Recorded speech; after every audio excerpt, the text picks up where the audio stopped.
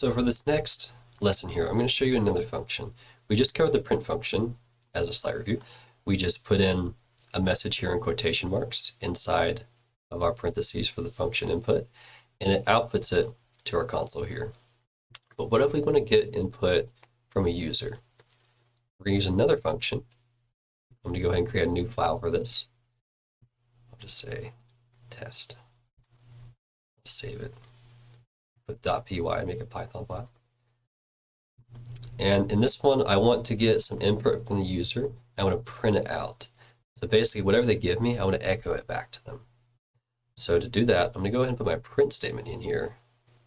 But we're going to need to know two more things to complete this. We're going to need to first be able to get input from the user. We're going to use this function here, input, followed by open close parentheses. And this is going to pause the functioning of our code, wait for the user to type out a message, and press enter. Once the user presses enter, it takes that message and puts it right here where the input function is.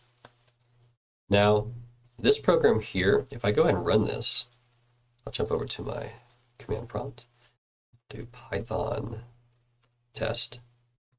I go and run this, the input paused. It has a cursor here. It's waiting for us to give it input. So I'll just type hello and press enter. And you see that nothing happens. So this input blocked the code from running. Got it? Then nothing happened. Well, the reason why is because we didn't do anything with that input. So we need to actually store this input into a variable. A variable can be thought of as like a box or a storage container. You're putting something on the shelf while your code's running, and you're going to use it for something later. The way that we do variables in Python is we just give it a name and we use an equal sign. So I'm going to call this user input. I'm going to set it equal to input, the input function. And this line of code here, what this is saying is create a variable called user input. Now the equal sign is saying take whatever's on the right hand side and store it into whatever's on the left hand side. So this line of code says, hey, I have this variable called user input, and I have this thing on the right side of this equal sign happening. I don't know what it's doing there. It's doing something, but it gives me whatever that is, and I'm going to store it into the left hand side. And this last part of the line, this input is saying, hey, stop the code from running. User, type something in and press enter, and I'll put it right here where I'm at. And so input happens first. It grabs the user input, sets it there. Equal sign says, hey, there's something here. I'm going to store this into whatever's over there. And then there's this variable here waiting. It's like, hey, you just gave me something. I'm going to save this. And then now we can use this variable later on and get the value that was stored in it.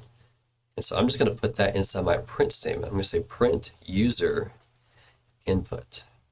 I'll go ahead and save this, Control S, jump back to my command line, and then I'll run my code again, see what happens.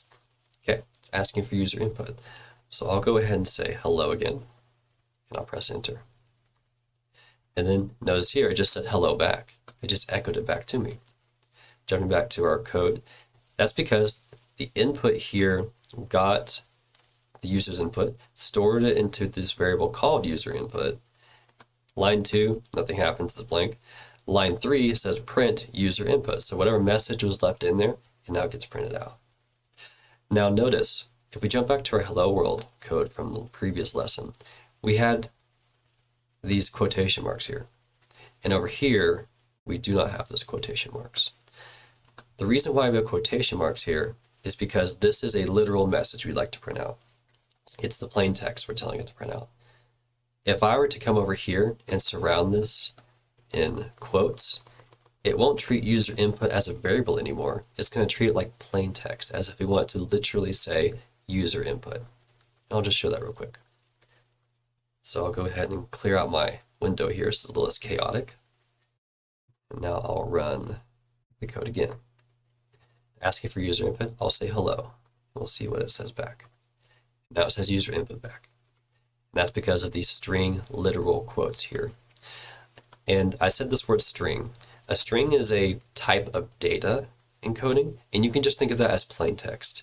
It could be anything you see on the keyboard, any of these symbols that you can type in. And that concludes this lesson, and I'll see you in the next one.